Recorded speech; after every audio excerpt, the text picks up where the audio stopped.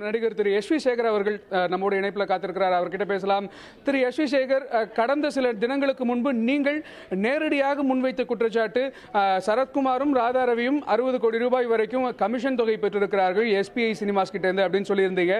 அதற்கு இன்றைக்கு நேரடி ஒரு நிமிஷம் அதாவது பெற்றதாக சொல்லப்படுகிறது சொன்னேன். நேரடியாக சொல்ற உங்களுடைய அந்த கருத்து சரி, குற்றச்சாட்டு அல்ல, கருத்து என்று வைத்துக் கொள்வோம். அந்த கருத்திற்கு பல பேர் இது மாதிரி சொல்றாங்க. ஏனென்றால் அவங்க என்ன சொல்றாங்க, நாங்க அந்த நிகழ்ச்சியிலேயே ராஜன் சொன்னாரு, நான் 10 கோடி ரூபாய் நான் வாங்கிக்கிட்டு அவங்க மேல குற்றச்சாட்டு சொல்றேன்னு சொன்னாரு. அது மாதிரிதான் இதுவும் சொல்றாங்கன்னு சொன்னாங்க. அதற்கு சரத்குமார் குற்றச்சாட்டு சொல்றாங்க, அதை நிரூபிக்கணும், அவ்வளவுதான். அதாவது இப்ப நான் 10 கோடி ரூபாய் வாங்குறேன்னு சொல்றாங்க, விசாரணை கமிஷன் வைக்கட்டும்.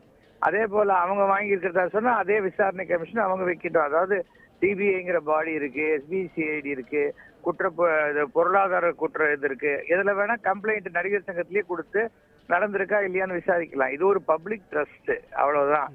அதனால அதுல ஒரு தவறும் கிடையாது. குற்றம் சுமத்தலாமை வழிய நிரூபிக்க வேண்டியது பொறுப்புல இருக்கிறவங்க தான் நிரூபிக்கணும். சரி, இப்போ சரத்குமார் அவர்கள் சொல்லியிருப்பது என்ன அப்படின்னு சொன்னா, என் மீது எந்த குற்றமும் கிடையாது, அரசியல் பின்னணியோடு குற்றம் சுமத்துகிறார்கள், குற்றம் சுமத்துபவர்கள் அதை நிரூபிக்க முடியுமா அப்படின்னு சவால் விட்டிருக்கிறார். நீங்கள் சொல்ல விரும்புவது என்ன? அதாவது அரசியல் பின்னணி அவருக்கு தாங்க இருக்கு. அவர் தான் எம்எல்ஏவா இருக்காரு, அவர் தான் ஒரு சமத்துவ மக்கள் கட்சியுடைய தலைவரா இருக்காரு, அவர் தான் இரட்டை இலையில நின்று ஜெயிச்சு இப்போ சட்டமன்றத்துக்கு போயிட்டு இருக்காரு. யார் அரசியல் பாதிக்கு கட்சியில இருக்காங்க. அதனால அரசியல் என்ன பின்னணி இருக்கு, என்ன இதுல நரேந்திர மோடி இவர் வரக்கூடாதுன்னு நினைக்கிறாரா, என்னது இது புரியாது. அதாவது எந்த ஒரு கேள்வி, உங்க பேர் என்னன்னு கேட்டா எங்க பாட்டி பேர் தெரியுமான்னு பதில் சொன்னா என்ன பண்ண முடியும் சொல்லுங்க. என்ன கேள்வியோ அந்த கேள்விக்கு மட்டும் நேரடியா பதில் சொல்லுங்க. அது சொல்லவே இல்லை. அதுதான் எங்களுக்கு எல்லாம் வருத்தம். என்ன இருக்கு சொல்லுங்க, யாரோட ஒரு கேள்வி கேட்டா பதில் சொல்லணும்.